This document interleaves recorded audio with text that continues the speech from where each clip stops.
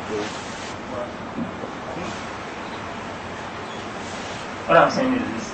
It's like the author is saying some of his students or other people around requested him to maybe To write the book. do a piece of some words, a book that will be of guidance to them, Okay. which might be what led him to write the book and give them. So now there is this contemporary challenge, and some people are saying, and this book of Risaalah, when the man writes it, no ayah, no hadith. I mean, he didn't quote, he was Just talking. just writing, Writing. though based on what he knows of. So some people are now saying that ilm is only Quran and hadith. So my question is, if someone just picked this book, read it, understand it, and practice it, without the knowledge of where the malam extracts those ahkam, can we say he has a knowledge and his ibadats are valid, as some other scholars are maybe saying, or the other ones are saying you must know where he extracted from before you can now say you have a knowledge with him?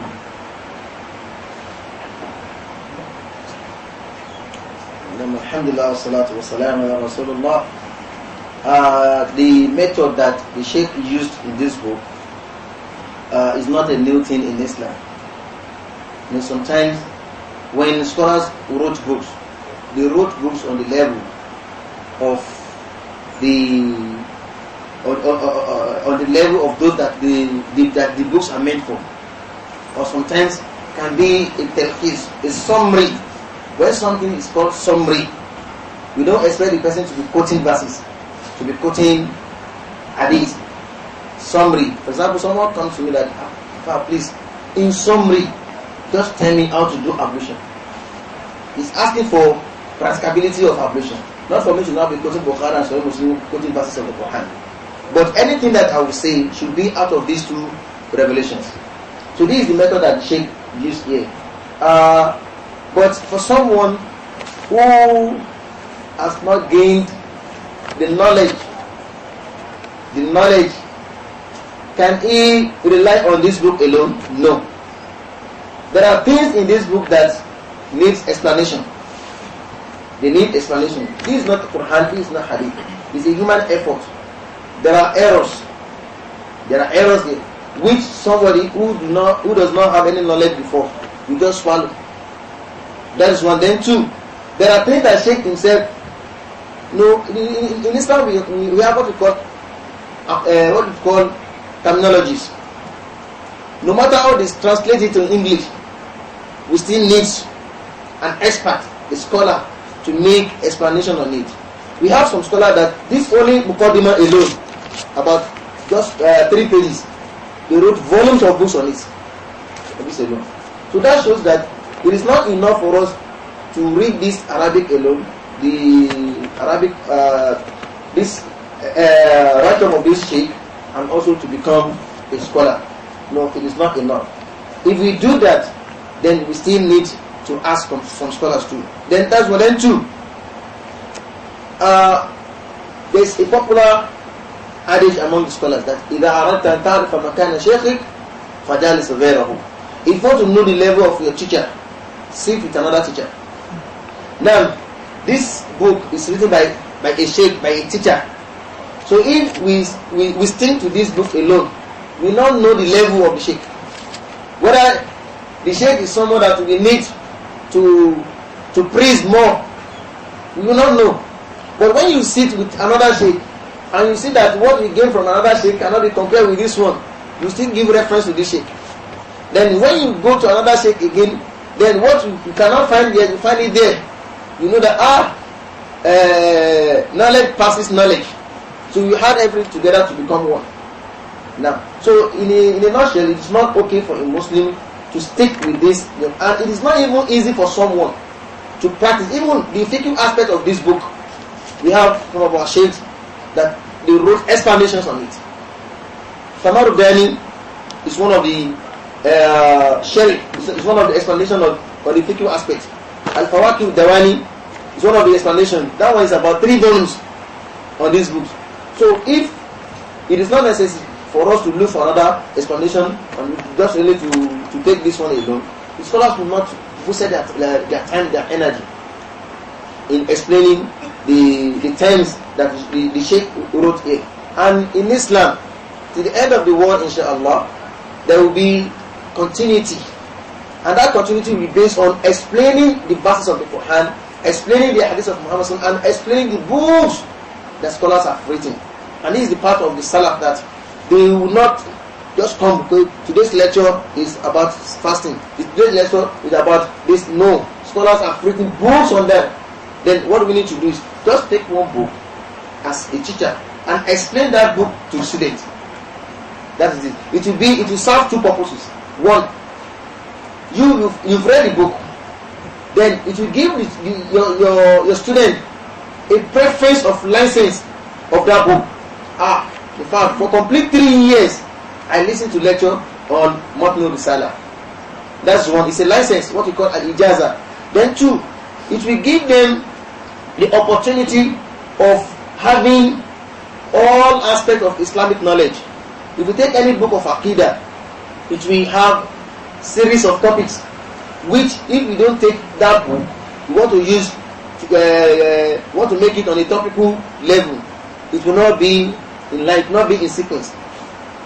So that is the reason why we need to explain. So it will not be okay for someone to rely on the mere text of the scholar, of the sheikh here. Allah. Why is it?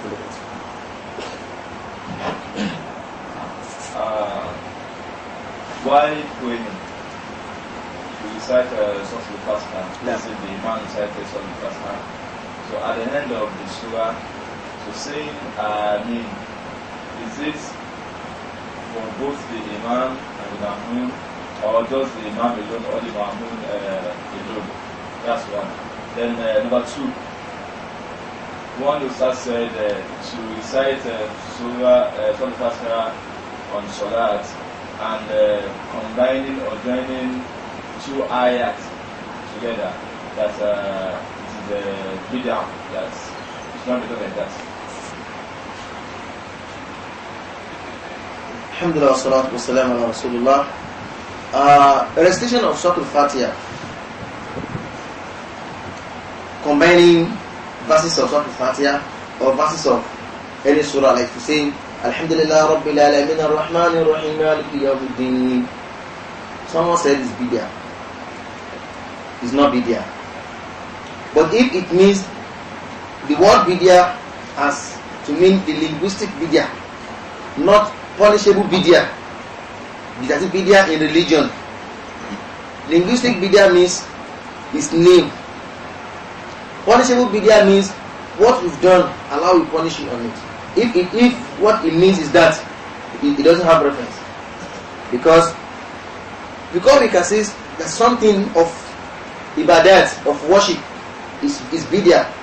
That means we have reference to say that thing is compulsory for us to do. 1, then 2, or is even sunnah for us to do it. Without doing that sunnah, there is no any other form of sunnah again. And there is no one among the scholars of Islam, be it among the fuqaha or among the ulama al-aqidah, that will say that combining combining 2 verses is innovation. Nobody has ever said that, because it's a matter of sunnah. Sunnah there means if you do it, no problem.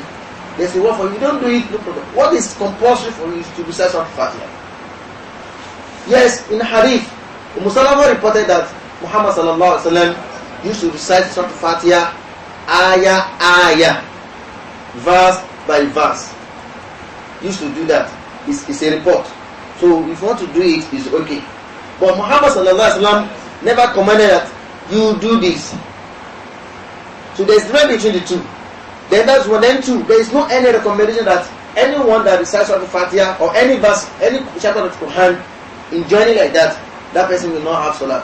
Instead of us to say that the person has done bid'ah, can we say that the person does not have salat? So that Alpha will not say that, but he can pass ruling on that that's bid'ah. And we know if you do bid'ah in salat, no salat. But he is not so strong to say that the person does not have salat. But he is so strong to say that the person has done bid'ah. So that is not bid'ah. It's not bid'ah. We don't have any one of the scholars that said that is bid'ah. What the scholar will say that there's waslu, and all the scholars they agree with the scholars of tajweed.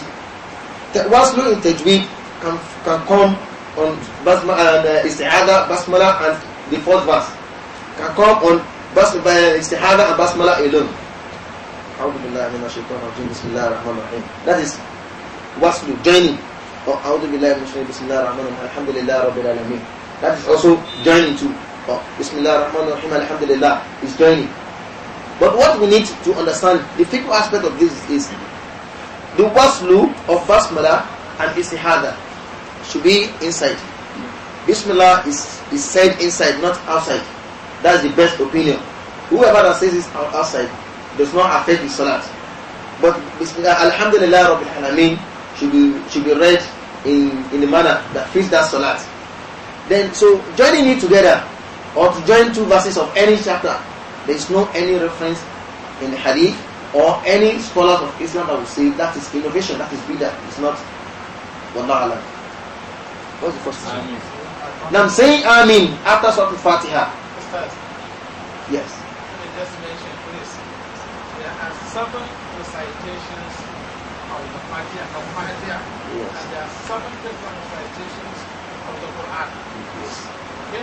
Yes. I think we only need to understand that these recitations are from the Prophet Sallallahu Alaihi Wasallam, and we take it like that. And the way he's reciting, the first one, it can go 1, 1, 1. It can go 1, 2, 3, then 2. It can go 1, 1, 1, 1, 2, 3. You understand? I understand. In fact, there are 7 different ways of reciting. Okay. Jazakumullah khair. Do you understand that question? It's not Fatiha. Yes. When I'm talking of 7 qira'at, that is qira'at. It's a science on its own. 7 qira'at. It's a science on its own. There are different 7 types of reciting the Quran. One of them is we have Warshu, Wirash Abu Hafs, Abu Umar Hafs. That one is the most common in the world now. So all these 7 variants of reading Quran, they are the forms that the Quran revealed from Allah subhanahu wa ta'ala. But the question that our brother asked, can we join 2 verses together?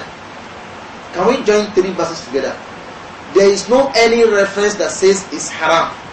There is no any reference that says it's innovation. There is no any reference that says it's not allowed.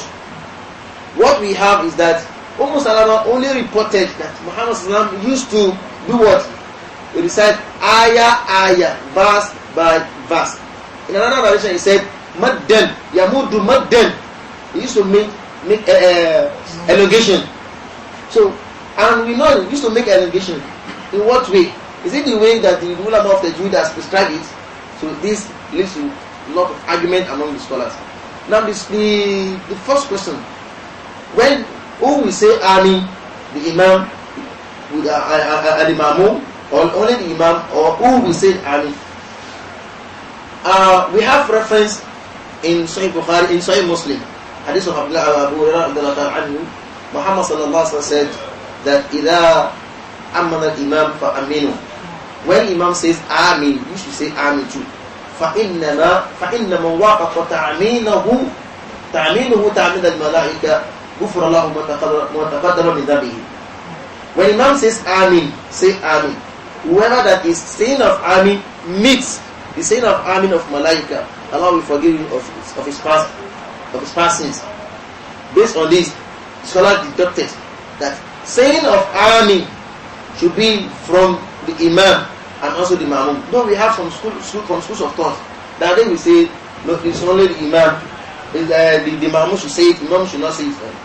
Some will say that no, the imam should say his own silently, while the ma'mum should say their own aloud.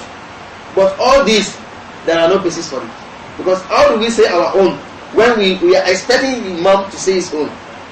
In another hadith said that إِذَا أَمَّنَ الْقَارِئُ, once the reciter, the imam says Amin, you should say Amin. Then now I say that even the ma'mum, before the ma'mum will not say Amin before the imam. And also they will not allow the imam to finish his own Amin. They will do it together. Because all of us, we want to meet the saying of Amin of the Malaika. And the imam will give us the license. The imam will lead us to that. If we shall allow imam to say his own and to say our own, we miss. If you say our own before the imam, we miss. So the imam saying of Amin of imam, we collide with saying of Amin of the Malaika. So what we need to do is when imam say ah, then we join imam to say ah, then we say ah together. And we should correct one thing there. That ah is not what's supposed to be long. Amin. That ah will not long. It is me that can be so long. When applying the rule of tajweed, ah is 2 counts. Me can be 6, can be 5. At least it can also be 2. Amin, not Amin. No, it's wrong like that. Wallahu a'lam. نعم سبحانك اللهم وبحمدك اشهد ان لا اله الا انت استغفرك. السلام عليكم ورحمه الله.